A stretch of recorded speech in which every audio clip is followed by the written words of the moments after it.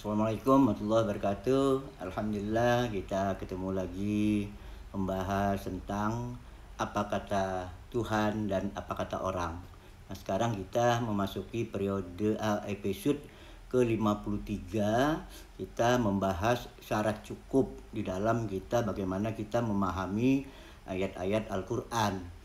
Nah, sekarang kita membahas syarat cukup yang kedua, yaitu Iqra. Nah, Iqra kata ini berasal dari terbentuk dari huruf-huruf dasar, itu huruf-huruf Qaf, Ra, dan Alif. Nah, di mana Alif ini bisa menjadi waw, bisa menjadi ya, atau bisa hilang sama sekali, tergantung daripada wazan atau pola kata yang digunakan di dalam suatu kalimat.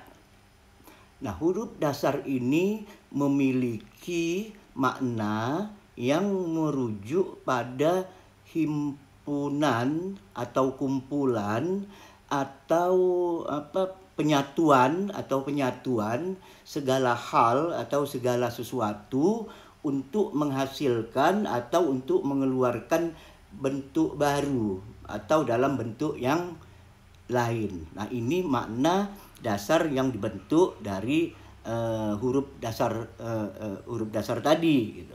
Nah, dari makna huruf dasar tadi ini kita mengenal beberapa derifikasi yang menggunakan huruf Qaf, Ra, dan Alif ini. Nah, ini kalau yang pertama misalnya kita mengenal istilah takra janin. Nah, ini takra janin ini maksudnya yaitu keluarnya janin. Artinya ada bentuk yang keluar, bentuk baru gitu. Atau qiraat. Nah, qiraat ini cara membaca yang bersumber dari berbagai kumpulan sanad dan rawi yang kesemuanya nanti itu berujung kepada Rasulullah Shallallahu Alaihi Wasallam. Istiqra misalnya. Nah, ini juga artinya menghimpun sesuatu, sesuatu untuk mengambil suatu pemahaman atau suatu kesimpulan atau membuat suatu teori. Nah, ini istiqra. Nah, dari sinilah kata qara'a kita terjemahkan dalam bahasa Indonesia menjadi membaca. Nah, membaca ini kan menghimpun gitu. Nah, bisa juga ini artinya menyampaikan. Biasa dikatakan orang Arab mengatakan aqra'us salam. Nah, menyampaikan menyampaikan salam.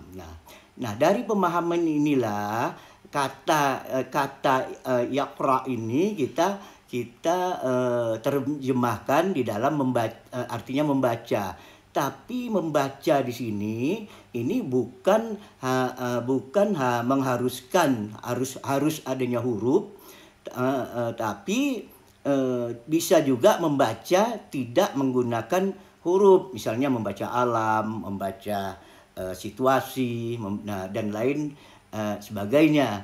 Kalau membaca harusnya adanya huruf, harus adanya suara. Nah, ini biasa kita kenal dengan istilah tilawah. Nah, ini pemahaman yang dapat kita pahami gitu. Nah, dengan demikian kita dapat memahami fi'il amar iqra yang diperintahkan Allah memerintahkan kepada kita, artinya untuk bukan hanya sekedar kita membaca, tapi bagaimana kita menghimpun bacaan tersebut, bagaimana mengumpulkannya, bagaimana menyatukannya untuk mencari pemahaman, untuk mencari arti dan makna keseluruhannya di dalam suatu kesatuan sistem. Nah, sekarang coba kita lihat misalnya kita lihat ayat yang pertama turun kepada Rasulullah Shallallahu Alaihi Wasallam. Itu kita sudah tahu semua, Iqra bismi rabbikal ladzi khalaq. Nah, ini artinya bacalah, amatilah, dengan makna yang tadi kan, bacalah, amatilah, fahamilah, melalui apa? Melalui sistem yang dalam melalui sistem asma Tuhanmu yang mempola, yang merancang, yang menciptakan. Ini dari makna daripada kata khalaq. Nah, mengenai arti dan makna asma itu kan kemarin udah kita bahas ya di episode 45 dalam judul itu asma di dalam basmalah. Cuma dicek sekali lagi apa arti arti asma yang ada di dalam basmalah. Nah, selanjutnya kita lihat ayat selanjutnya, khalaqal insana min 'alaq. Nah, setelah Allah tadi pertama berbicara tentang umum bahwa semua ini adalah ciptaannya, adalah polanya, ada rancangannya. Nah, kemudian ayat selanjutnya ditekankan secara khusus bahwa Allah mengatakan bahwa manusia itu berasal dari alaq yang kita terjemahkan sebagai gumpalan darah. Nah, memang di dalam bahasa Arab kata alaqa ini alaq ini bermakna juga gumpalan darah. Oleh sebab itu lintah yang biasa kita ketahui lintah itu, nah itu dikatakan sebagai alaq juga gitu. Nah, Allah memerintahkan agar kita mengikra, termasuklah mengikra dari kata alaq tadi. Dari mana kok bisa menghasilkan segumpal darah, penciptaan manusia itu gitu. Nah, ini kita himpun atau kita satukan ayatnya. Misalnya di dalam surah Al-Hajj ayat 5. Nah, di situ Allah memberi rangkaian atau tahap-tahap proses-proses daripada penciptaan manusia. Di situ Allah katakan, di sana itu diinformasikan bahwa manusia itu asalnya dari turab, dari tanah, katanya dari turab, kemudian menjadi nutfah. Nah, kemudian setelah menjadi nutfah inilah menjadi alaq. Nah, kemudian setelah menjadi alaq menjadi segumpal daging mudghah, menjadi mudghah dan seterusnya.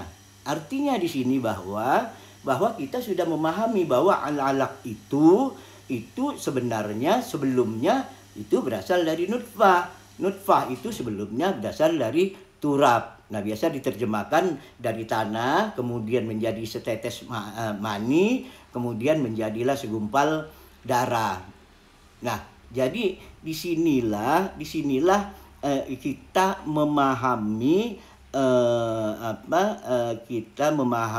makna daripada perintah Allah untuk kita mengikra, kita disuruh memperhatikan. Oleh sebab itu kalau kita lihat ayatnya diinformasikan Allah juga ayatnya itu dari proses itu ada yang muhallaqah, ada artinya dia tercipta, terpola sebagaimana hukum-hukumnya, ada juga yang bersifat ghair muhallaqah, yang gagal.